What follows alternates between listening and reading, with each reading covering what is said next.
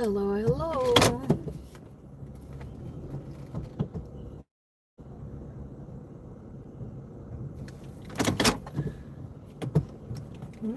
Park yun ah. Why is it my car is moving? Salamat kabsat. Thank you. Iti Tamsak. Apay nga itamadik nga mai-pin data message mo. Harang. Apay nga to. Diyak maipin. Diyak maipin ta. Diyak maipin data message. Thank you. Salamat iti paharang. Paharang-harang.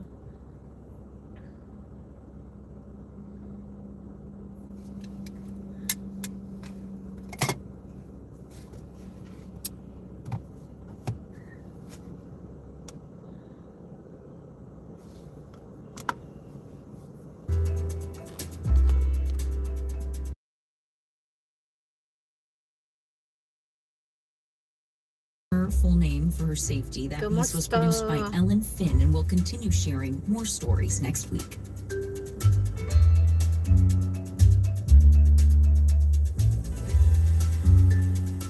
Programming supported by the Celtic Junction Arts Center, sharing stories of art, traditions, and everyday experiences that can help bring people together. Information about community inspiration, upcoming events, and more at CelticJunction.com. A new book from Minnesota children's author V.T. Bedania looks at the profound impacts of war and displacement through the eyes of an 11-year-old girl. A Year Without Home follows Gao Shang and her family as they live through the wars in Laos and Vietnam during the 1960s and 70s.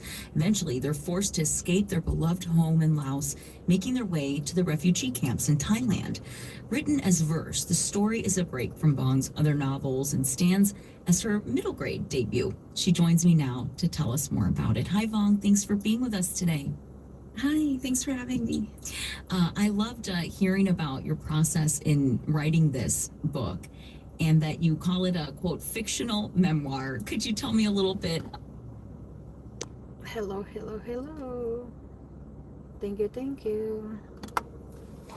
You know, I was inspired to write a novel in verse after reading so many beautiful novels in verse. And even though I don't have a poetry background, I'm not a poet, I thought I would try writing one. Local news. That's when I decided that maybe I would write about my family's experience, our journey leaving Laos after the war, and our time in the refugee camps. It was a great experience. I mean, it was hard. It was very emotional. This is a really personal story, a very special story. But I learned so much writing this book. I learned so much about what we went through and just about how we persevered during this really hard time. And I'm glad that I wrote the book. I feel like I'm a changed writer and a changed person because of this experience. Thank you for stopping by. What about having an 11-year-old protagonist of the story and writing for that, middle grade or that area? What made you want to focus in there? Well, middle grade books are my favorite. I think growing up, the books for that age group were the ones that really always held a special place in my heart. Yeah. So even now, and even now as an adult, I mostly read kids' books, and middle grade is still my favorite. That age range of 8 to 12-year-olds. Those books are the ones that really speak to me. And so I knew I wanted this book to be a middle grade book, and usually middle grade narrators are around 10, 11, 12, and my sister was around 11 at the time, so she just seemed like the perfect person to be the narrator for the book. That is an age where you're just sort of figuring out what's going on, and who you are. It's an interesting time, and I agree, those books kind of stay with you forever. So you turned obviously to your own family. Where else did you turn for inspiration in writing this story? Well, like I said, I had read a lot of middle grade verse novels Sure. that were all so beautiful, so powerful, and that really resonated with me. And yes, most of them did have protagonists who were immigrants. So that kind of inspired me. But really, it was just talking to my sister and my family, just learning more about our journey and our experience. I mean, that in and of itself really inspired me to work on this. So yeah, it was just the books I read and then just hearing more in detail about our experience and our journey. How did you balance, and maybe you didn't think consciously about it, but maybe you did, just the difficulties of a journey and also the hope, the courage, the good and the bad? Well, you know what? When I was writing the book, I just really wanted to focus on Gao Sheng, my main character's experience, and her connection, her emotional connection to home, and how much she cherished and treasured home. And so that's what I really focused on. It was really just the emotional journey she went through and the feeling of loss and then longing. And that's kind of where my focus was. And then of course I had to include details about the war and all the difficulties and challenges that our family and so many other home families faced. And so those just came into the story naturally. But as long as I made sure that I focused on Gao Sheng's, like I said, her love for home and her missing home, then that was what I really wanted the story to be mostly about too. I'm curious if when you're writing your stories, if you share with anybody kind of along the way, like, I don't know if maybe you shared with your sister a little bit because she provided some inspiration. At what point do you kind of let people in on what you're working on? Well, I definitely, early on, I did include her a lot, and I asked her a lot of questions. So I did include her a lot, and she read a lot of my drafts early on. But as I got more into the book and it got longer, then I kind of stopped. I don't know that USPS like so many USPS opinions from different readers. has I shared some right parts, side excerpts driving. with other siblings too, and my brother and other sisters. Oh as yeah, well. I guess But I know. like I said, that was earlier on. Once I got further along in the book, then It's I a just very kind of stopped. long line for car wash, and everyone wants to go for a car wash, but they were coming and going because it's really long line.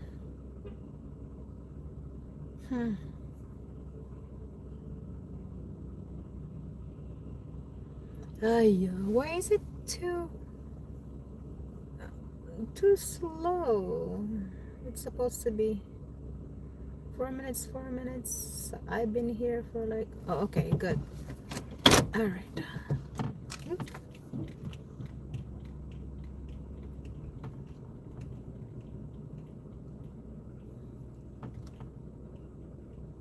I guess I gotta stop here for pedestrian or for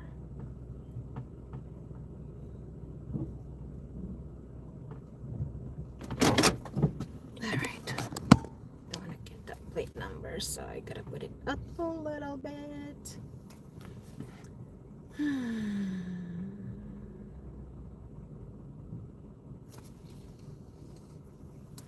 Hello. Thanks for the second thumbs up. Whoever is there, I appreciate it. Yeah, very long line for a car wash here, folks.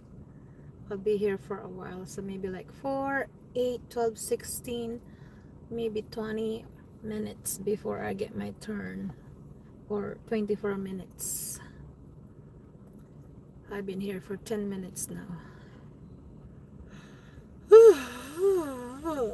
And I went home early from work because I'm too bored at work.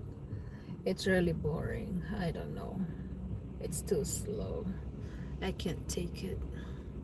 I need to be busy. I need to keep moving or else I'll be falling asleep at work. So I'd rather go home than falling asleep at work. Yikes.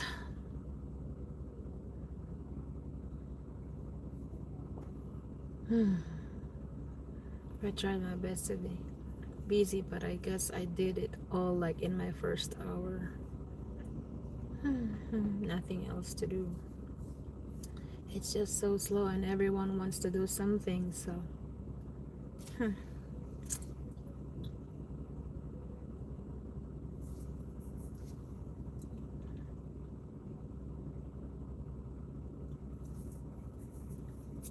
And tomorrow again, it'd be slow. Mm-hmm. This is the first time the U.S. has earned a medal in the event, and only the third time that the U.S. has brought home a medal of any sort in Olympic curling.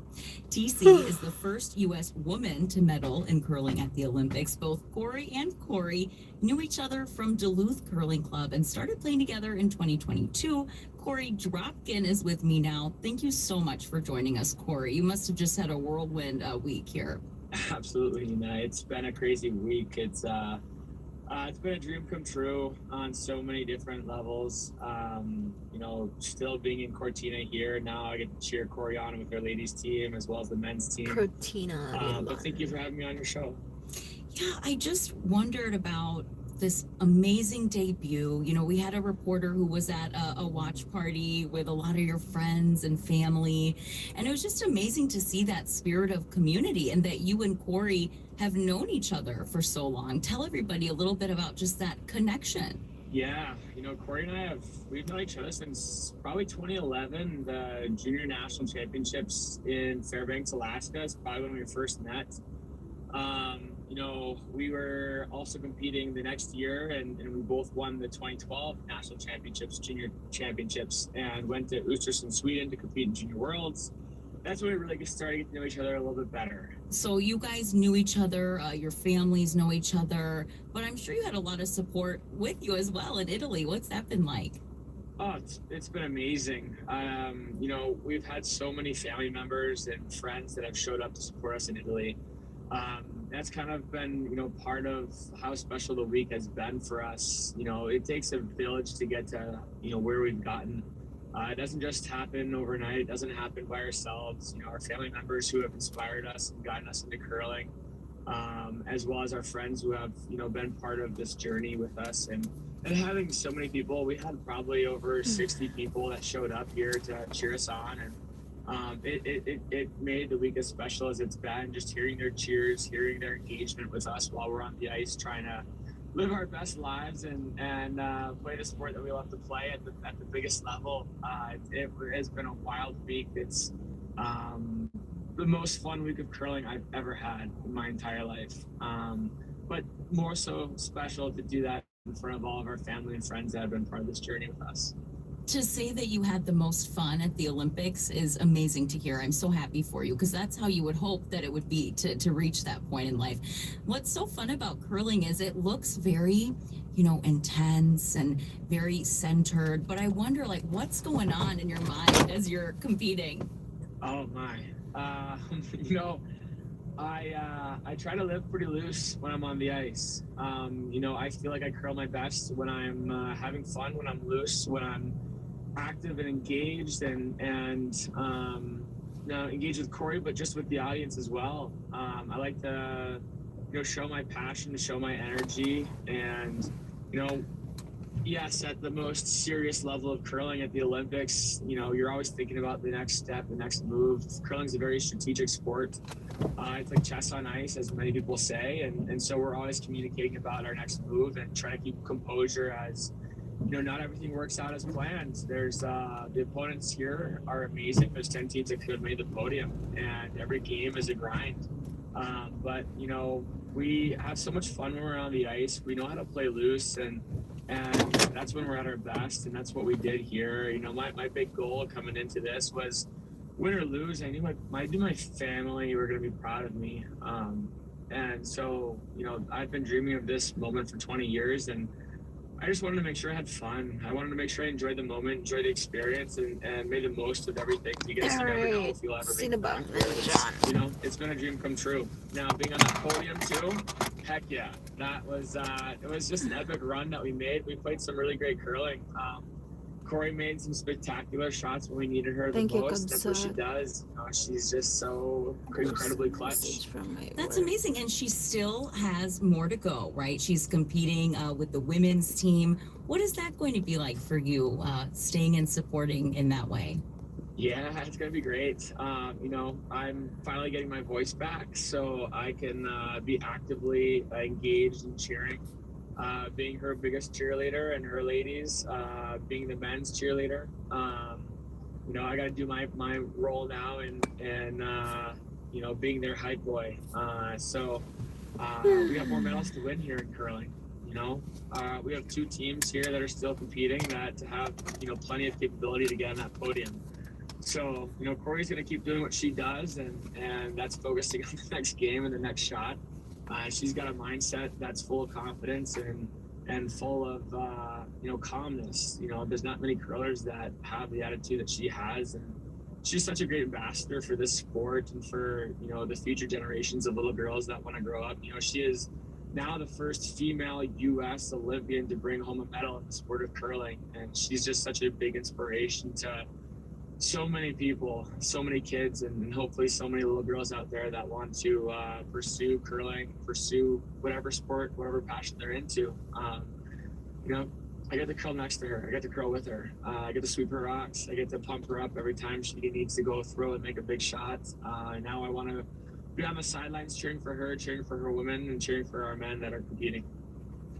And just lastly, I know you still play with your hometown league, right? And where you got your start, meaning that I guess beginners can show up and play with an Olympic silver medalist. What does that mean to you to be able to keep that connection going with people? It sounds like you're so passionate about the sport. Yeah. I mean, honestly, grassroots level, we play the sport of curling because of the community. People are there for each other. The curling community is one like none other, where it's open arms, open doors. You want to learn how to curl? Walk into a curling club. You know, they'll be learning the curls for you to get out there and try the sport. You know, I'm always open ears and you know, a phone call away for people that want to get out there and try. You know, I love playing league and getting out there on Tuesday night and just having fun, having an adult beverage, enjoying great conversation, and you know, throwing some rocks with some people that I love hanging out with. All right, Corey Dropkin, thank you so much for taking some time with us while you're still in Italy. Have an amazing rest of your time there. Thanks, Ina. I appreciate it. Thank you, American curler and silver medal winner Corey Dropkin. And I'm Nina Moyni on behalf of the Minnesota Now team. Thanks for listening. I'm Jolene Kahn. I'm a host and producer for Your Classical NPR. You don't do a job like what they do in the NPR newsroom if you don't care. And right now, they are literally putting their lives on the line to bring these stories to Minnesota and to the country and to the world. I've seen them do that my entire life living in Minnesota, and they're doing it with the utmost care and respect. Please support this important work. Give now at nprnews.org. And we really appreciate it. Sunny and 38 degrees. You're listening to NPR News 91.1 FM KNOW Minneapolis, St. Paul. Highs will reach the mid-40s today, tomorrow for your Friday. Mostly sunny skies. Expected highs will be in the lower 40s. Saturday, looking warmer. Highs will be all the way up in the upper 40s. We might even hit 50 this weekend, seeing a lot of sunshine as well. In episode 4 of our Brainwaves series, what happens in our brains in the murky space between life and death? I had a peripheral vision of darkness, like a big sphere around me. It went black, and I woke up. And in front of me was this huge dark expanse. This single star appeared, a white star. And he kept saying that I had to go back, but I was arguing, saying, no, it's so beautiful here. I really want to stay. And when I looked down, I saw my body wrapped around a bicycle. The heart shows very typical pattern of death, but the brain shows tremendous activation. Serotonin, dopamine, norepinephrine, GABA, these neurotransmitters increase within 2 minutes of asphyxiation. I'm Megna Chakrabarty. Today on Point, a journey inside the brain near death. Stay with us. Live from NPR News, I'm Lakshmi Singh. White House Border Czar Tom Homan says more than 2 months of a federal immigration enforcement surge in Minnesota will soon be over. Estelle Timar Wilcox of Minnesota Public Radio has the latest. Homan said agents are now leaving and the drawdown will continue through the next week. He said the operation resulted in more than 4,000 arrests. I'm very pleased to report that this search operation and our work here with state and local officials to improve coordination and achieve mutual goals, as well as our efforts to address issues of concern here on the ground, have yielded the successful results we have came here for. Homan said a, quote, small footprint of personnel will remain for a period and continue immigration enforcement. Local leaders called this the start of a hard recovery from community distrust and the economic impact that the operation caused in the state. For NPR News, I'm Estelle Timar Wilcox in Minneapolis. Polls suggest a majority of Americans favor deportation for those in the U.S. illegally. The Democratic Governor Tim Walz warns of long-lasting trauma for communities that have witnessed immigration raids, mass protests, and the deaths of 2 Americans when they encountered federal agents. 2 U.S. senators are raising issues of Justice Department surveillance as they examine the unredacted files related to the late-convicted sex offender Jeffrey Epstein. South Carolina's Nancy Mace, one of 4 Republicans who defied President Trump and the GOP to force the disclosures, spoke to NPR after spending 2 hours in a small room the DOJ set up to access the documents on computers. There is someone or 2 people from the DOJ monitoring you as you sit on those computers. There is a tech person who logs you into the computer. They log you into the computer because they're giving you your own identification. They're tracking all of the documents that members of Congress open, and they're tracking everything that you do in that room. Democrat Pramila Jayapal questioned the DOJ's surveillance process and Attorney General Pam Bondi's true intentions before she was set to testify on Capitol Hill yesterday. I think she probably opened it up to us on Monday, 2 days before the hearing, so she could see what we were going to search and ask her about. Jayapal and May speaking to NPR's Morning Edition. Defense Secretary Pete Hegseth is not attending today's meeting of NATO defense ministers in Brussels. NPR's Lauren Freyer says it's another sign the administration's pulling back from its leadership role in the alliance. The United Kingdom is joining NATO's arms buying scheme for Ukraine. The UK is sending Kyiv a new air defense package that includes 1,000 new missiles and is worth more than $680 million. UK Defense Secretary John Healey says this is part of an effort to build a, quote, new deal for European security within NATO. It's NPR. Support for NPR comes from NPR stations. Other contributors include the Lodestar Foundation, inspired by the maxim that helping someone else less fortunate is a path to a happier, healthier, and more meaningful life. Learn more at lodestarfoundation.org. This is NPR. For NPR News in the Twin Cities, I'm Emily Reese. As we've been hearing, the federal government says the recent immigration enforcement surge in Minnesota is ending. But immigrant rights advocates say the change will push ICE operations out of the public view rather than stop them, putting due process in jeopardy. Erica Zarowski is co-founder of the Minnesota Immigrant Rights Action Committee.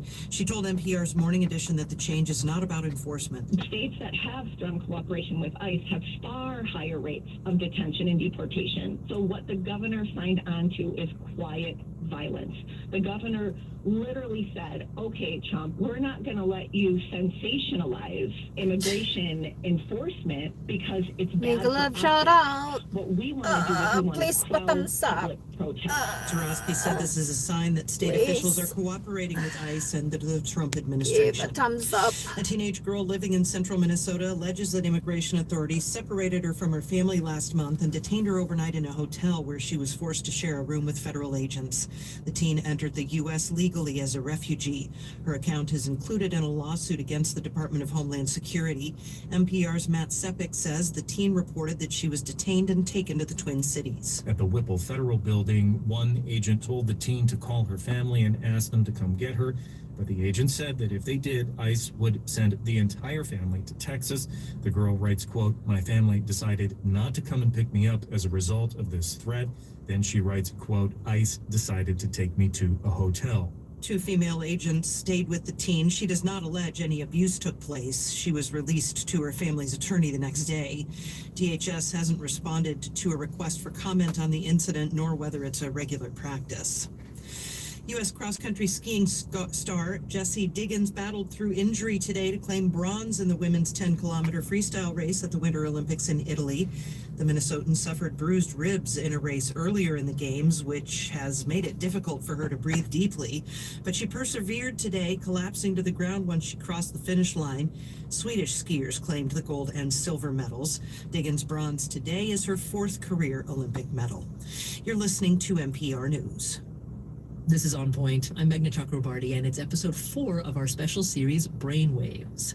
In 1996, Joan Pawlinski was riding her bike along a path in Eastham on Cape Cod, Massachusetts. And then suddenly, she was somewhere else.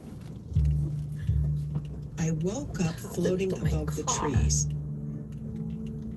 It was blue, bluebird sky, no wind. It's just gorgeous. Very peaceful. Very, very peaceful.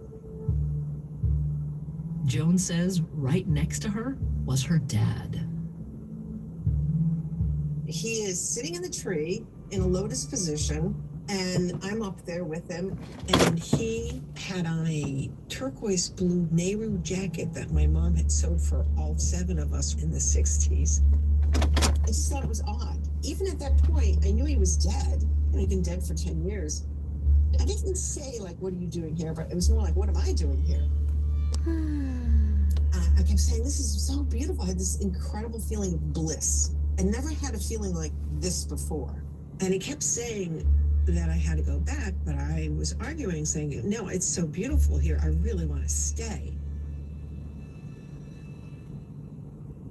I looked down and I saw from the tree a bicycle and a woman who was sort of tangled up in the bicycle. I didn't recognize it as me.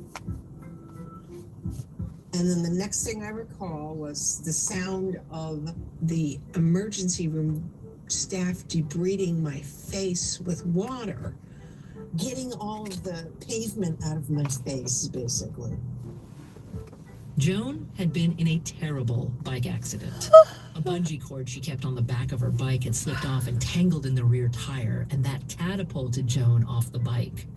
Joan was alone when the accident happened. She doesn't know who found her and called an ambulance. Doctors later told her she was unconscious for about 15 minutes. So I was missing 3 teeth. I had the whole left side of my face sort of torn off. They told me I had a closed head injury and I was kept overnight. But the neurosurgeon just said, a helmet saved your life. They did all of the scans that they needed to do and said that there was no brain bleed, so I was able to go home. The official diagnosis was a traumatic brain injury, a high-grade concussion with loss of consciousness. For several months, Joan struggled with short-term memory loss. She doesn't know how close she was to actually dying, but traumatic brain injuries like hers can cause what are referred to as near-death experiences. Many people who have these near-death experiences report seemingly mystical things like seeing a bright light or a tunnel or having an out-of-body experience like Joan did. And Joan says she still thinks about that beautiful place above the trees, sitting with her father, and the way it made her feel. It's a feeling that like I said, I don't think I've ever had before. I don't think I've had it since. It wasn't scary at all. It was just peculiar for me, initially they talk about people going through a tunnel, in darkness, and I don't call it any of that. But the idea that are these, an amalgam of memories that we've had? Was it real? Did it really happen? Hard to say. Hard to say. Just like it's hard to say what is actually happening in the brain near death. That's what we're going to talk about today.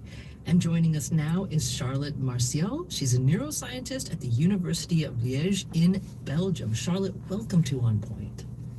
Hi, everyone. Thank you. So you study what happens in the brain during near-death experiences. First of all, what attracted you to this area of research? It was kind of by chance. I wanted to work on Tamsak naman neuroscience. I was dyan. interested by Patamsak. consciousness topic, and actually my Wala na. supervisor, Umalis na thesis agad. supervisor, suggested me this topic, Patamsak. saying that Third, so I'll get at least third tamsak, please. Third like. Naawa na. Tamsak naman dyan, kahit tamsak lang. Nawala na. Umalis na, hindi na nagtamsak. So you heard Joan's story there about sort of what she experienced and saw and felt during that long period of unconsciousness and her traumatic brain injury.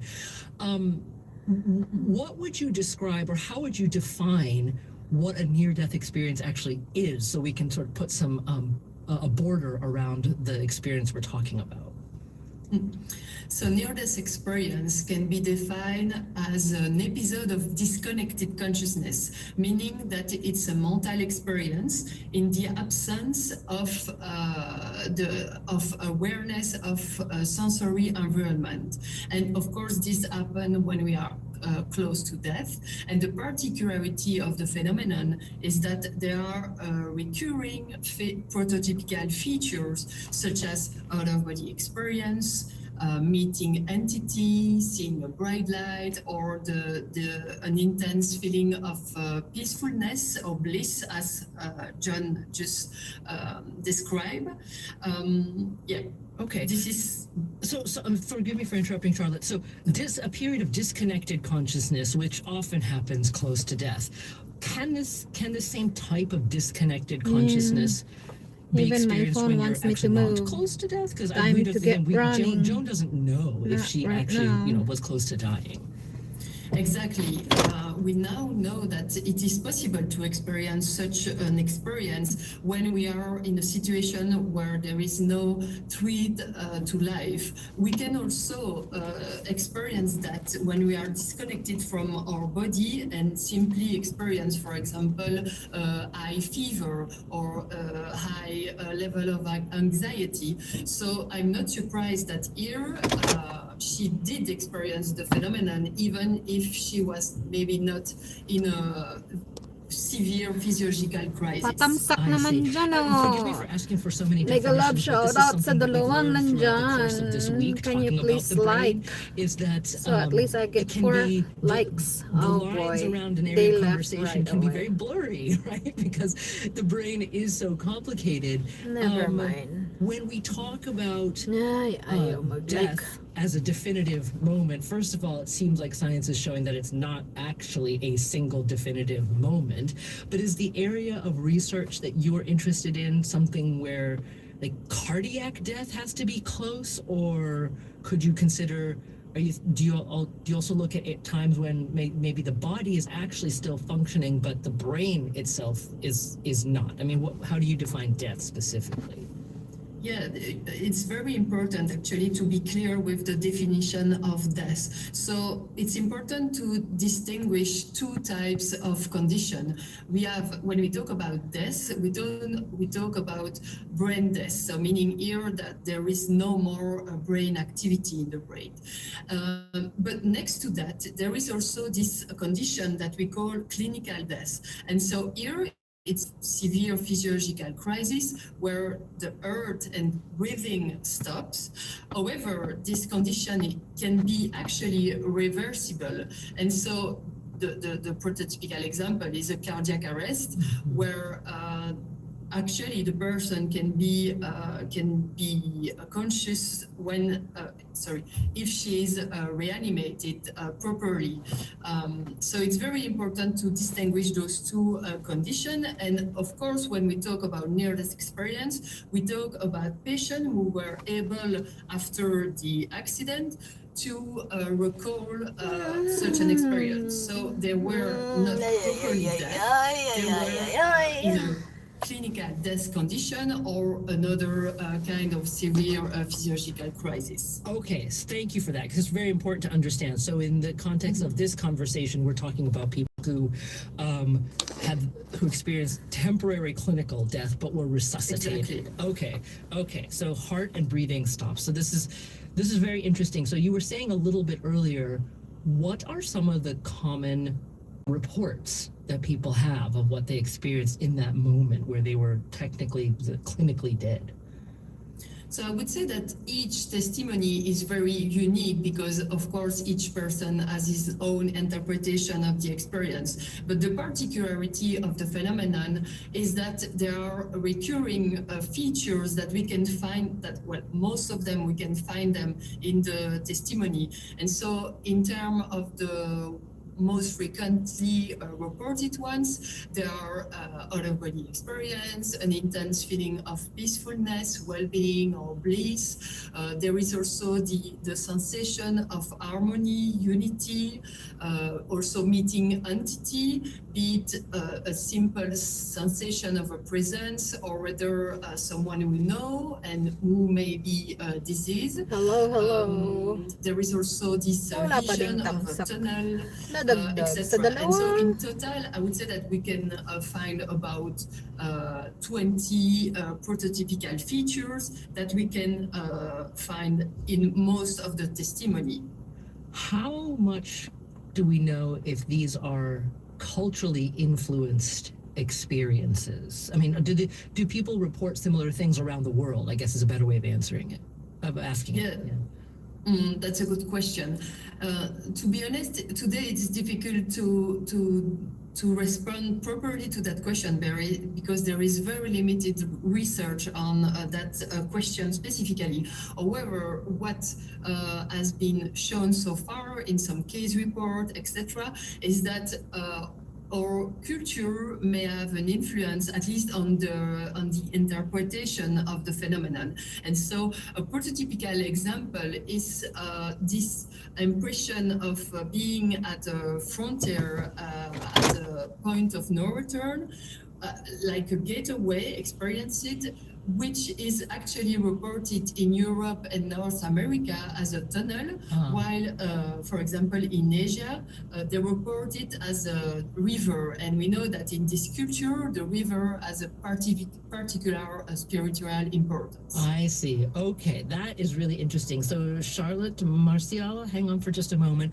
When we come back, we'll take now sort of a closer look at what's happening actually inside the brain as people are experiencing these near-death experiences. So we'll be back. This is On Point.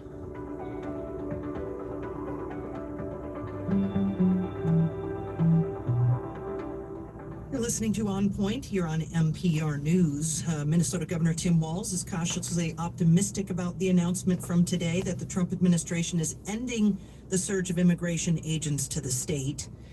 He expects the agents who came as part of the surge to be gone by midweek next week. Our reporters are all over it. You can learn more at mprnews.org. Programming is supported by the Shakopee Metawakan Sioux community, a tribal nation that is the largest employer in Scott County and one of the largest charitable givers in Minnesota. More at shakopeedakota.org. Programming on NPR News is supported by the University of Minnesota, conducting research today which will shape healthcare in Minnesota tomorrow. Search Minnesota's healthcare leader. It's NPR News, and it's the Winter Member Drive happening right now. We are behind pace, and this member drive different because we're not pausing the news to fundraise like normal, and today is an excellent example of why. There is too much going on out there. So we have reporters, editors, hosts, producers, all behind the scenes working well and right on the scene, trying to get all the details to us. But the goal is real. We need 5,000 newer, upgrading, sustaining members to help stabilize NPR News into the future. So help us reach the goal. Car wash Right now, tayo. mprnews.org, and thank you. Almost there. Support for On Point comes from MathWorks, creator of MATLAB and Simulink software for technical computing and model-based design. MathWorks, accelerating the pace of discovery in engineering and science. Learn more at mathworks.com. And Made In, makers of cookware found in restaurants around the world.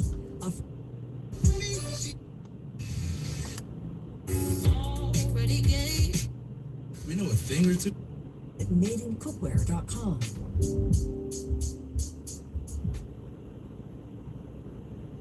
You're back with On Point. I'm Meghna Chakrabarty, and today is episode 4 of our week-long look at the human brain. We're calling it Brain Waves, and we are looking at, in this episode, what's happening in the brain as it approaches death, or those near-death experiences, because there are some surprising commonalities with what people report. And I'm joined today by Charlotte Martial. She's a neuroscientist at the University of Liège in Belgium.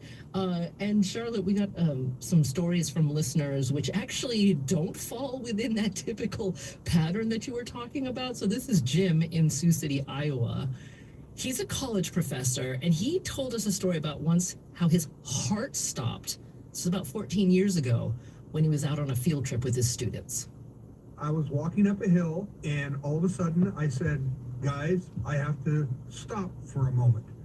The next thing I know, the students were standing around me, asking me if I was okay. Evidently, I had been laying on the ground for almost 2 minutes, and it came to find out that my heart had stopped. I have cardiomyopathy. By some miracle, my heart started beating again. I didn't experience anything. It felt like I just had went to sleep and I had woken up and 2 minutes of my life had disappeared. That's Jim in Sioux City, Iowa. Charlotte, have you had reports similar to Jim's where there's no transcendent experience, just sort of a complete cessation of awareness? Yes, sure. Actually, if we look at the cardiac arrest survivor, it's only, well, it's a lot, but it's only 1 out of 5 survivors that will report a typical near-death experience. Only 1 out of 5. Okay. And the other 4 are they just sort of atypical, or are they just like Jim? They just don't remember anything. Yeah, exactly. No memory. Okay, that's interesting. Now, I guess I should ask you, how many of these NDEs, if we can call them that, have you documented? Actually, now I think I have a database of more than 2,000 near-death experience that we collected like for 11 years. 2,000. Okay. And what exactly are the data that you're getting from people? Is it just this narrative data of what they tell you they experienced, or is there more in these files of the patients? It depends, I would say, but generally we have a clear and detailed description of what happened. So we have a freely expressed written narrative, plus we ask the person to fill in several kind of questionnaire which permit to quantify and the phenomenon, and also its subsequent memory. So we also analyze the way the memory is recalled, etc. And next to that, so this is about like the retrospective database, we call it like that, because those people experienced the experience like years or even decades ago. And next to that, we also have in hospital prospective study where we follow patients in intensive care or emergency department. Tell me more about that. So basically, the idea is here to follow survivor of critical situation and to be there just when they're upon awakening. And so there we administrate a series of questions where basically the idea is to detect those people who experience a near-death experience, and then we follow them for months to see to what extent, for example, this experience can have an impact on their life, their belief, etc.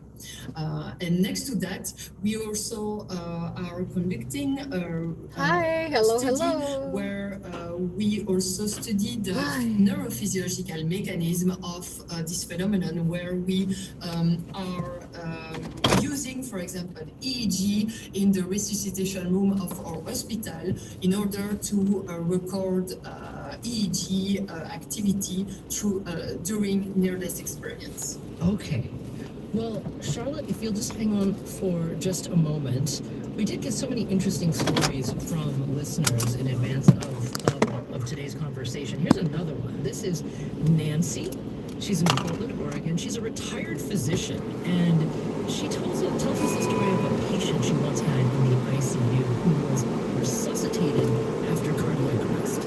He couldn't describe it, but he was a completely different person with a sort of an aura, a whole sort of spiritual quality about him for like 48 hours. And then after that, he reverted to his usual self. But I cannot forget the transcendent feeling that he emanated for those 48 hours afterwards. Well, I'd like to introduce Jimo Borjigin into the conversation now. Jimo's a professor of neuroscience at the Shenzhen University of Advanced Technology in China and also an adjunct associate professor of molecular and integrative physiology at the University of Michigan. And she joins us today from Shenzhen in China. Professor Borjigin, welcome to On Point. Very good to be here. Thank you, Magna. Okay, so I want to try to weave your research and Charlotte Marcial's research here together, and beginning with a basic question. In terms of understanding what's happening in the brain in these near-death experiences, as Charlotte defined for us, our area of focus are people who went through cardiac or breathing arrest, right? So their heart and their breathing stops. Obviously, the outcome of that is a denial of oxygen to the brain. So what are some of the first things that happen in the brain, and how quickly does the brain respond to that drop or zeroing out of oxygen? Yeah, it's all very good questions. So we've published a study in 2023 of 4 patients who died in the ICU after suffering at-home crisis. Stop 3 of them by. were cardiac No, arrest. mag-like The other naman, one please. was Para naman may brain third like hemorrhage. tayo. So they were brought to the hospital, comatose, and was treated in the intensive care unit, EEG, and so forth. So in those limited examples, the patients were all comatose and then an EEG were monitored. We were fortunate enough to be able to analyze the EEG signals. And what did you see? Lots of interesting stories. Depends on how much time we have. Okay, so first of all, we saw the part of the brain responsible for vision. It's highly activated. That is occipital lobe or visual cortex, and part of the brain responsible for memory, the temporal lobe, and many other functions are highly activated. In addition, the parietal lobe, which is extremely important for associating these sensory information and bring them to the attention to the frontal lobes, also very much activated. Basically, so-called posterior hot zone is lit up in 2 of the 4 patients. And in particular, the patient 1 was detailed in our publication. In her case, she was healthy,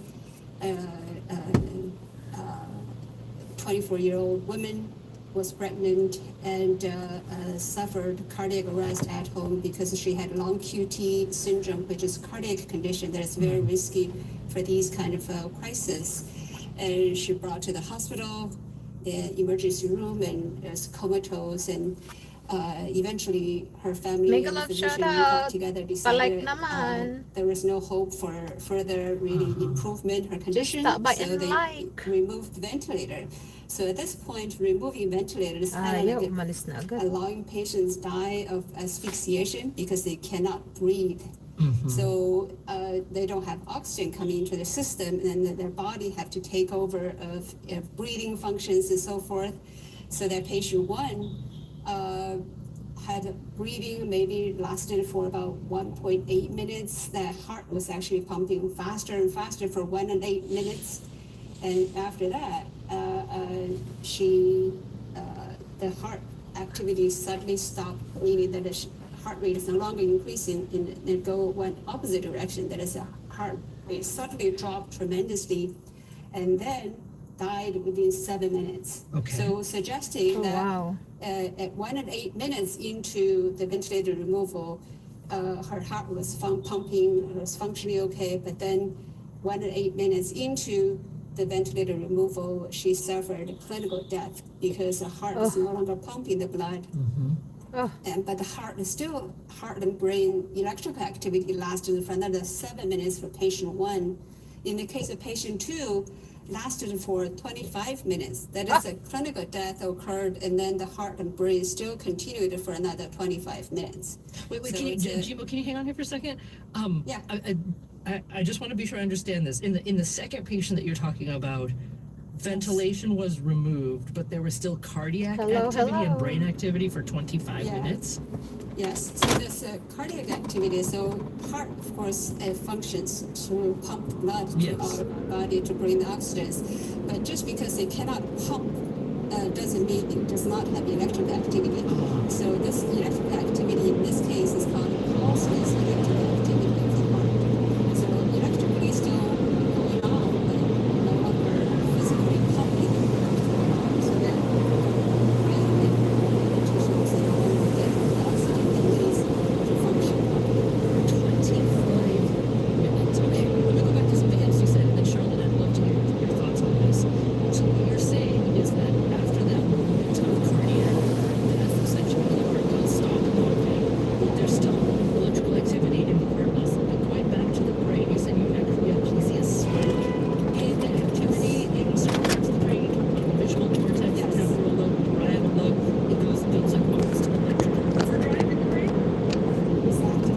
Alright, ito na, mag-car-wash na tayo. Balik naman dyan.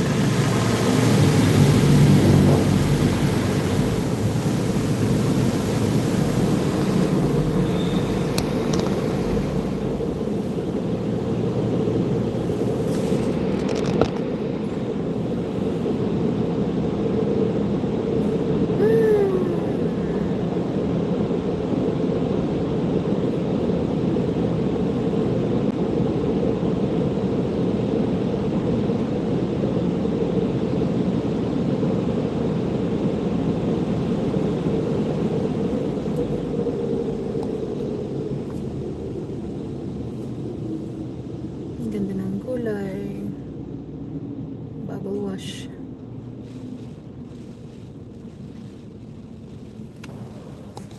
Ang ganda ng kulay. It's 39 degrees right now. That's why it's so nice to have like a car wash.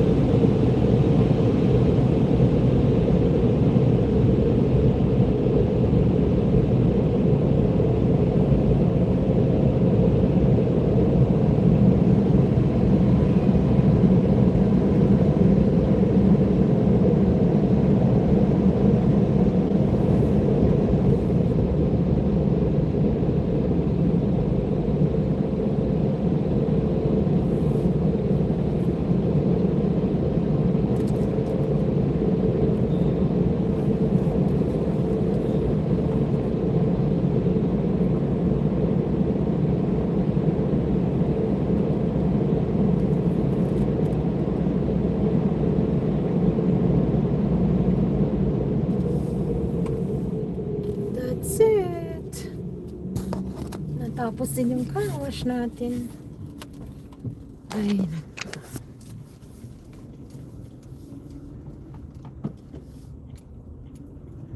ganyan katagal mag-antay sa pilahan ng car wash. Pag maganda ang weather, nagpapa-car wash ang mga tao. Ay, kasi nga yung sasakyan mo narurumihan pag winter time, pag nag-snow, dahil sa daan nilalagyan nila ng salt. Ayan mo, ang haba pa din ng pila. Buti nakatapos na tayo. Alright, uwian na at ako'y gutom na. Makapag-bake tayo ng tawag dito, maraming mga kalat sa loob kasi sa camping pa yan. Lagay natin sa garage, sa garahe.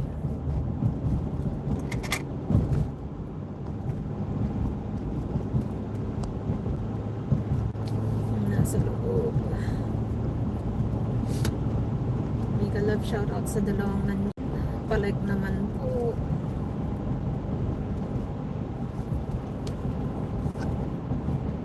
Sino ang nandyan? Ingat. Thank you. Salamat sa nagtaksak. Ngayon ko lang nakita. At moderator.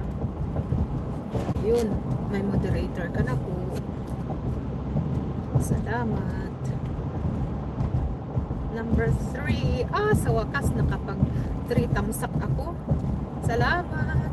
Thank you po. Meron ka na pong moderator. Pa-comment na lang mamaya. After ng ating live streaming para mabalikan. Lagay ko na yung heater ulit kasi ako giniginaw uli. Kanina nainitan. Ngayon malamig. Malamig na. Giniginaw na. Balik ko na sa 80. Alright, at saka sa harap. There you go. Ay, katatapos lang ng ating car wash. Okay na naman yung sasakyan natin. Oops.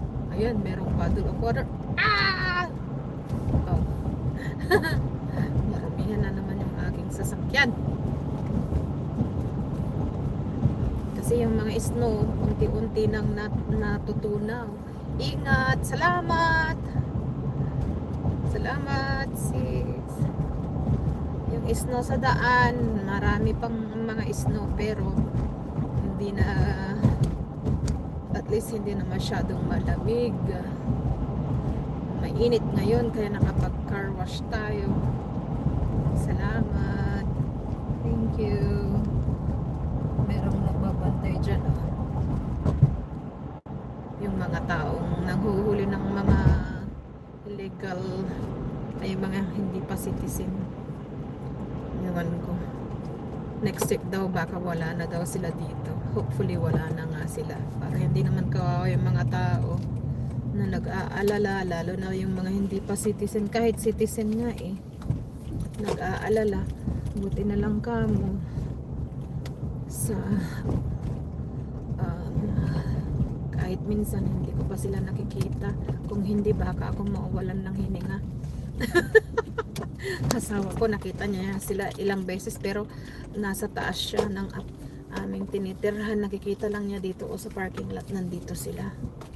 So at least so far so good. Wala nang alis na daw sila. So hopefully wala na sila dito. Aalis na sila sa aming state. Dito sa amin.